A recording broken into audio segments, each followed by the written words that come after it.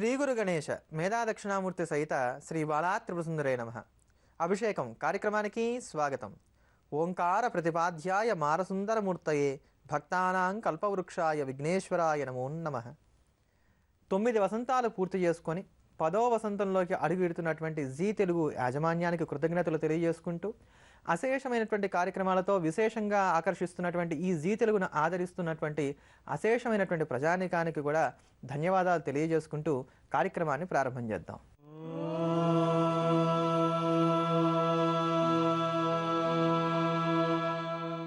ఈరోజు సోమవారం అంటే అమావాస్య సోమవారం రెండు కూడా కలిసి వచ్చాయి. దీన్నే సోమావతి అమావాస్య అని కూడా అంటారు. చాలా అరుదుగా ఇటువంటి రోజు సంభవిస్తూ ఉంటుంది. ఈ రోజున చేసేటువంటి స్నానం కానీ దానం కానీ అనంతమైనటువంటి పుణ్యాన్ని కలగజేస్తాయని, విశేషించి గ్రహదోషాలు ఎవరికైతే ఉన్నాయో ఆ గ్రహదోషాలు పోగొట్టుకోవడానికి గాను ఈరోజు శివారాధన చేయడం అనేది శ్రేయస్కరమైనటువంటిది.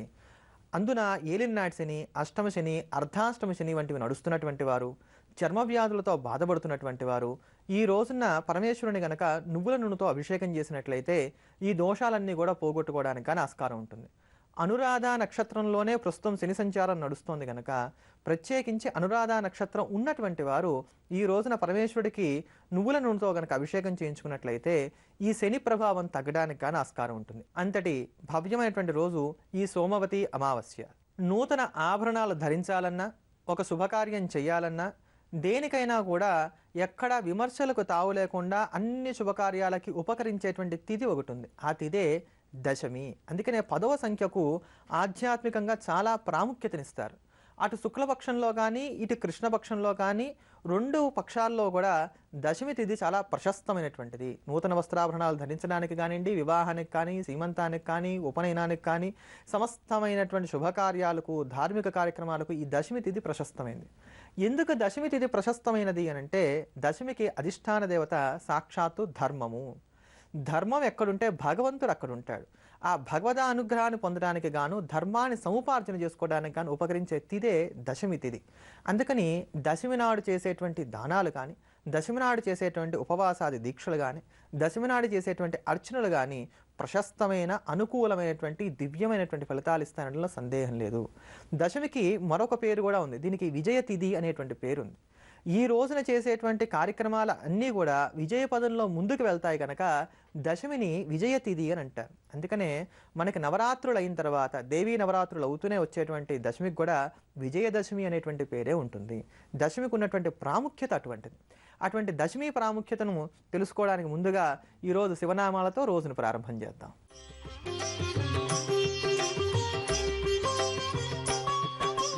ఓంకార రూప శ్రీ పరమేశ కైలాసవాస నాగేంద్రహార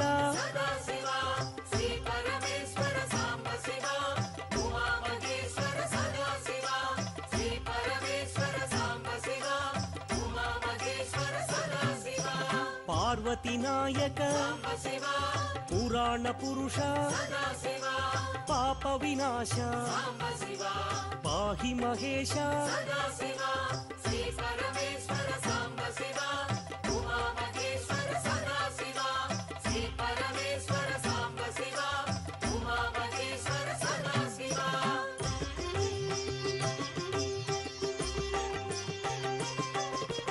శంభో శంకర భక్తవ శంకర పాలిత కింకర భవనా శంకర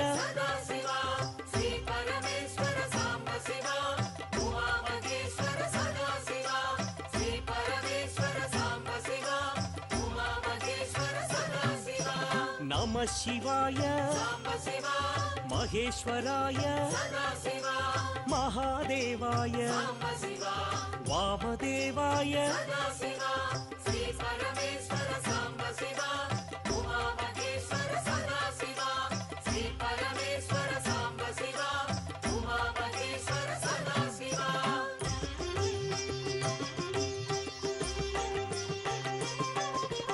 విరూపాక్షాయ శశిశేఖరాయ పినాకపాణి శంకరదేవా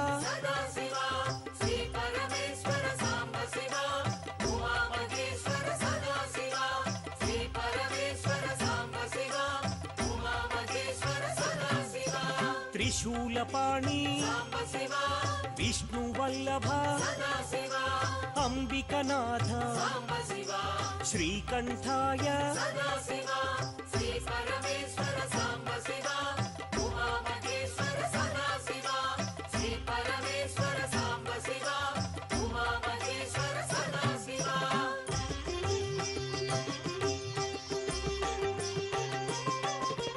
भक्तवत्सला भाग्यशीतला त्रिलोकपाला आश्रितपाला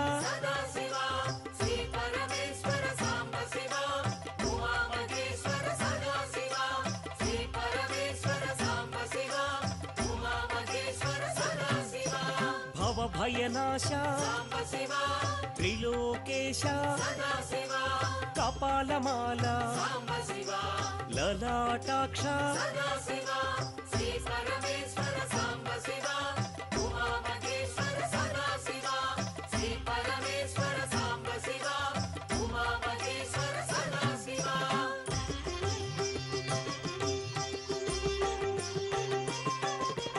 कृपानिधये करुणाकरणे कारुण्यहृदय कैवल्यदाता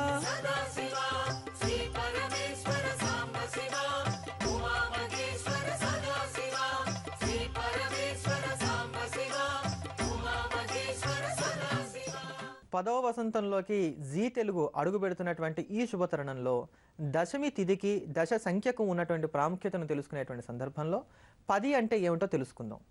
10 పాపాలు మనకు ప్రధానంగా పురాణాల్లో చెప్పబడుతూ ఉంటాయి. ఈ 10 పాపాల్లో కూడా 5 పాపాలు చాలా ముఖ్యమైనటువంటిది. పాపాలన్నింటిలోకి కూడా ఈ 5 పాపాలు చాలా ఉత్కృష్టమైనవిగా చెప్పబడ్డాయి. వాటినే పంచమహాపాతకాలు అని అంటారు.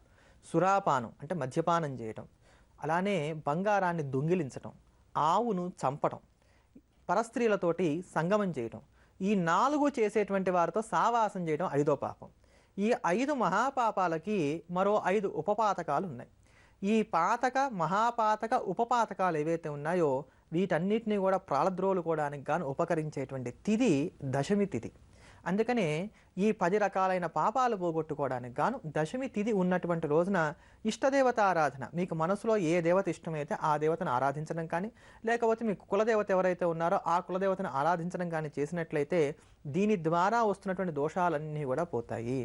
ఎవరైతే దశమి తిథిన భగవంతుని ఆరాధన చేస్తుంటారో వారి యొక్క మనస్సులో ధార్మిక చింతన ప్రారంభమవుతుందంటానికి గాను ఇది గుర్తు. అందుకని ఇప్పటికీ కూడా గమనించండి, దశమి తిథి వచ్చేసరికి కూడా చంద్రకళలు చాలా స్పష్టంగా మనకు కనబడుతూ ఉంటాయి. శుక్లపక్షంలో అయినా సరే కృష్ణపక్షంలో అయినా సరే చంద్రుడు స్వచ్ఛంగా కనబడుతూ ఉంటాడు. ఎంతటి పాపాలను చేసినటువంటి వాళ్ళనైనా సరే నేను ఉద్ధరిస్తానని చెప్పడానికి గాను పరమేశ్వరుడు చంద్రుడిని శిరస్సును ధరించాడు. చంద్రుడు చేసినటువంటి పాపం ఏంటి? పరదారాగమనం, తన గురువు భార్యతో కలిసి ఆయన రమణం చేయడం అనేటువంటి ఒక మహాపాపం చేశాడు. అటువంటి పాపాన్ని కూడా తీసివేసి చంద్రుడికి పరమేశ్వరుడు తన శిరస్సున స్థానాన్ని కల్పించాడు. అందుకనే ఆయనకి భక్తవత్సలుడు అనేటువంటి పేరు వచ్చింది. ఇలా భగవంతుని యొక్క అనుగ్రహాన్ని పొందడానికి గాను విశేషంగా ఉపకరించేటువంటి తిథే దశమి తిథి. అటువంటి భక్తవత్సలుడైనటువంటి చంద్రశేఖరుడికి సంబంధించినటువంటి చంద్రశేఖరాష్టకాన్ని శ్రవణం చేద్దాం. ప్రతి దశమి తిథికి కూడా ధర్మకార్యాచరణ చేసి పరమాత్మ యొక్క పరిపూర్ణమైనటువంటి అనుగ్రహాన్ని పొందుదాం. चन्द्रशेखर चन्द्रशेखर चन्द्रशेखर पाहि मां चन्द्रशेखर चन्द्रशेखर चन्द्रशेखर रक्ष मां चन्द्रशेखर चन्द्रशेखर चन्द्रशेखर पाहि मां चन्द्रशेखर चन्द्रशेखर चन्द्रशेखर रक्ष माम्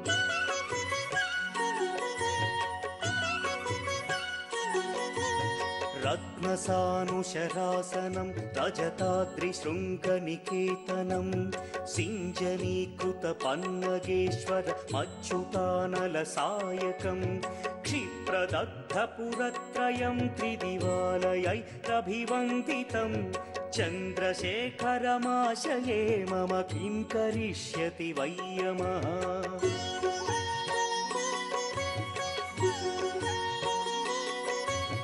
पञ्चपादपपुष्पगन्धपदाम्बुजद्वयशोभितं फाललोचनजातपावकदग्धमन्मथविग्रहं भस्मदिग्धकळेबरं भवनाशनं भवमव्ययं चन्द्रशेखर चन्द्रशेखर चन्द्रशेखर रक्ष माम्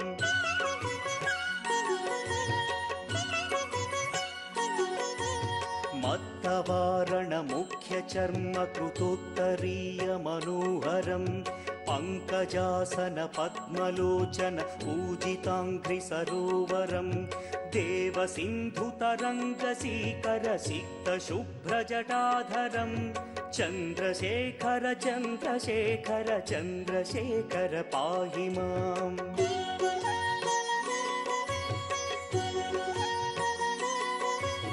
यक्षराजसखं भगाक्षहरं भुजङ्गविभूषणं शैलराजसुतापरिष्कृतचारुवामकळेबरं क्ष्वेलनीलगलं परश्वधधारिणं मृगधारिणं चन्द्रशेखर चन्द्रशेखर चन्द्रशेखर पाहि माम्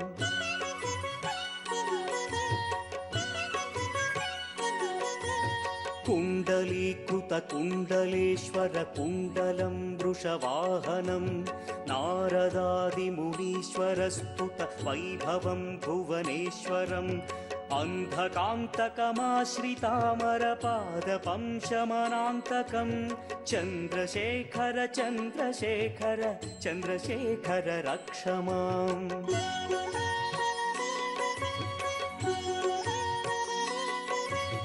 भेषजं भवरोगिणामखिलापदामपहारिणं दक्षयज्ञविनाशनं त्रिगुणात्मकं त्रिविलोचनं भक्तिमुक्तिफलप्रदं सकलाघसङ्घनिबर्हणं चन्द्रशेखर चन्द्रशेखर चन्द्रशेखर रक्ष माम्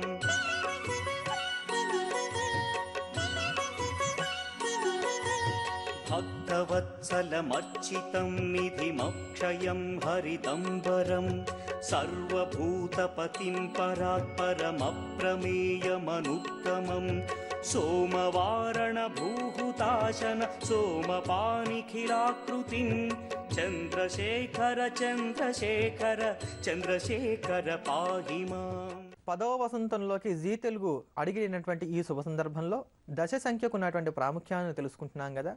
మనకి ఏదైనా సరే కార్యక్రమాలను ప్రారంభం చేస్తున్నప్పుడు పదే పదే విఘ్నాలు వస్తున్నాయి అనుకున్నట్లయితే గనక విశాఖ నక్షత్రం కానీ లేదా ఏదైనా సరే ఒక శుభప్రదమైనటువంటి నక్షత్రం కానీ కూడినటువంటి దశమి రోజు గనక మీరు కార్యక్రమాన్ని ప్రారంభం చేసినట్లయితే అవి ఖచ్చితంగా విజయాన్ని పొందుతాయి అనడంలో సందేహం లేదు. లేదా ఐశ్వర్య సంబంధమైనటువంటి నక్షత్రాలు కానీ ఐశ్వర్య సంబంధమైనటువంటి వారాలు కానీ ఐశ్వర్య సంబంధమైన వారం ఏమిటి మనకి శుక్రవారం అంటే దశమి శుక్రవారం కలిసి వచ్చినట్లయితే కనుక ఆ దశమి శుక్రవారం నుంచి ప్రారంభం చేసి మీరు ఇంట్లో లక్ష్మీ పూజ చేస్తున్నా లేకపోతే మీ ఇష్టదేవతారాధన రూపాయి కాసులతోటి చేస్తూ వచ్చిన అంటే 108 రూపాయి బిళ్ళలు పెట్టుకోండి. ఈ 108 రూపాయి బిళ్ళలతోటి ఆ దశమి శుక్రవారం కలిసి వచ్చినటువంటి రోజు నుంచి కూడా మీ ఇష్టదేవతని అష్టోత్తరంతో పూజ చేస్తూ వచ్చినట్లయితే కనుక ఐశ్వర్యాన్ని వృద్ధి చేసుకోవడానికి కానీ ఆస్కారం ఉంటుంది. అంతేకాకుండా విపరీతమైనటువంటి దరిద్రబాధలు కానీ దుఃఖదోషాలు కానీ ఏవైతే ఉన్నాయో అవన్నీ కూడా ప్రాళద్రోలుకోవడానికి ఆస్కారం ఉంటుంది. అందుకని ఈ దశమి తిథి ఒక్కొక్క వారంతో కలిసినట్లయితే ఒక్కొక్క విషయానికి మనకు ఉపకరిస్తుంది. ఇది శుక్రవారంతో కలిస్తే వచ్చేటువంటి ఫలితం. అదే దశమి తిథి మంగళవారంతో కలిస్తే ఎవరికైతే జాతకరీత్యా కుజదోషాలు ఉన్నాయో ఆ కుజదోషాలు పోగొట్టుకోవడానికి కానీ చేసినటువంటి వ్రతాదులకి ఆ రోజు చాలా ప్రశస్తమైనటువంటి రోజు అని చెప్పుకోవచ్చు. దశమి బుధవారం రెండూ కలిసినాయా చాలా మంచి రోజు. దశమి బుధవారం కలిసినట్లయితే గనక ఆ రోజు మీరు సత్యనారాయణ వ్రతం చేసుకున్నట్లయితే ఇంట్లో సమస్తమైనటువంటి శుభాలు చేకూరుతాయనడంలో సందేహమే లేదు. అదేంటండి ఏకాదశి సత్యనారాయణ వ్రతానికి చాలా ప్రశస్తం కదా అంటే ఏకాదశి మోక్షకారకమైనటువంటి తిథి, దశమి తిథి విజయానికి సంబంధించినటువంటి తిథి. అందుకని మీరు ఏదైనా ఒక కోరిక పెట్టుకొని చేసినట్లయితే కనుక దశమి బుధవారం కలిసినటువంటి రోజున సత్యనారాయణ వ్రతం చేసినా లేక మహావిష్ణువును తులసీదళాలతో ఆరాధన చేసినా ఖచ్చితంగా విజయాన్ని పొందడానికి కానీ ఆస్కారం ఏర్పడుతుంది. అదే ప్రకారంగా దశమి బుధవారం కలిసి వచ్చినటువంటి రోజున సుదర్శన సహస్రనామ స్తోత్రాన్ని పారాయణ చేస్తూ వచ్చినట్లయితే కనుక నరాలకి సంబంధించినటువంటి దోషాలు ఏమైనా ఉంటే తొలగిపోవడానికి కానీ ఆస్కారం ఏర్పడుతుంది. దశమి గురువారం కలిసి వచ్చినటువంటి రోజున ఎవరైనా సరే గురుగ్రహం దగ్గర దీపం వెలిగించడం ప్రారంభం చేసి అక్కడి నుంచి 41 రోజులు మండల దీక్షగా కనుక గురువు దగ్గర దీపారాధన చేస్తూ వచ్చినట్లయితే క్రమేపీ మీకున్నటువంటి ఆర్థిక ఇబ్బందులన్నీ కూడా తీర్చుకోవడానికి కూడా ఆస్కారం ఏర్పడుతుంది. నూతనంగా మీకు రావాల్సినటువంటి ఆదాయ మార్గాలు ఏమైనా ఉంటే అవి కూడా కలిసి వస్తాయని చెప్పుకోవచ్చు. అంతటి ప్రశస్తమైనటువంటిది దశమి తిథి. దశమి సోమవారం రెండు కూడా కలిసి వచ్చినటువంటి రోజున గనక శివారాధన చేసినట్లయితే ధర్మం మీద అనురక్తి కలుగుతుంది. ధర్మాన్ని ఎలా ఆచరించాలి అనే దాని మీదకే మనసు మళ్ళడానికి కానీ ఆస్కారం ఏర్పడుతుంది. అంతటి ప్రశస్తమైనటువంటిది దశమి తిథి. దారిద్ర్యము దుఃఖము ఈ రెండు కూడా మానవుడికి భరింపరానటువంటివి. అటువంటి దారిద్ర్యాన్ని దుఃఖాన్ని తీసివేయడానికి గాను మనకు ఉన్నటువంటి స్తోత్రమే దారిద్ర్య దుఃఖ దహన స్తోత్రం. ఎవరైతే ప్రతిరోజు కూడా ప్రదోష కాలంలో శివాలయానికి వెళ్ళి ఈశ్వర సన్నిధానంలో దారిద్ర్య దుఃఖ దహన స్తోత్రాన్ని పారాయణ చేస్తారో లేక శ్రవణం చేస్తారో వారికి ఉన్నటువంటి దరిద్ర బాధలు కానీ దుఃఖ బాధలు కానీ అన్నీ కూడా తొలగిపోతాయని చెప్పని ఖచ్చితంగా చెప్పుకోవచ్చు. అటువంటి మహిమాన్వితమైనటువంటి ప్రశస్తమైనటువంటి దారిద్ర్య దుఃఖ దహన స్తోత్రాన్ని శ్రవణం చేద్దాం, తరిద్దాం.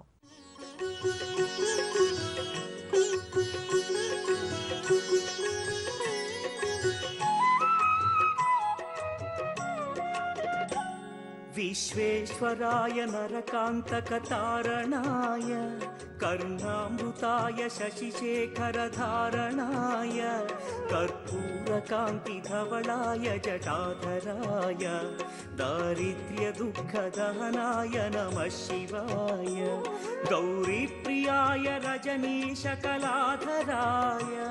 कालान्तकाय भुजगाधिपकङ्कणाय गङ्गाधराय गजराज विमर्दनाय दारिद्र्यदुःखदहनाय नमः शिवाय दारिद्र्यदुःखदहनाय नमः शिवाय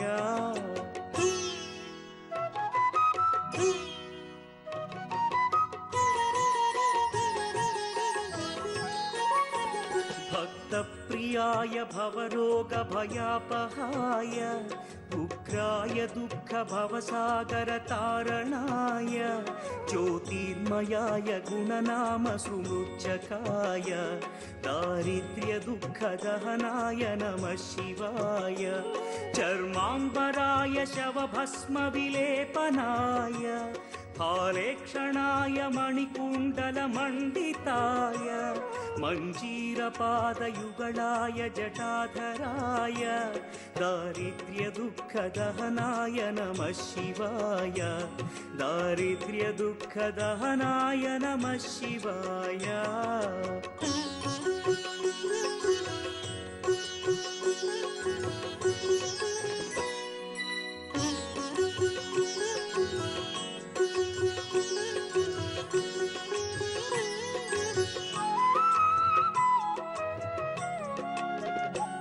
पञ्चाननाय फणिराजविभूषणाय हेमांशुकाय भुवनत्रयमण्डिताय आनन्दभूमिवरदाय तमोमयाय दारिद्र्यदुःखदहनाय नमः शिवाय भानुप्रियाय भवसागरतारणाय कालान्तकाय कमलासनपूजिताय नेत्रत्रयाय शुभलक्षणलक्षिताय दारिद्र्यदुःखदहनाय नमः शिवाय दारिद्र्यदुःखदहनाय नमः शिवाय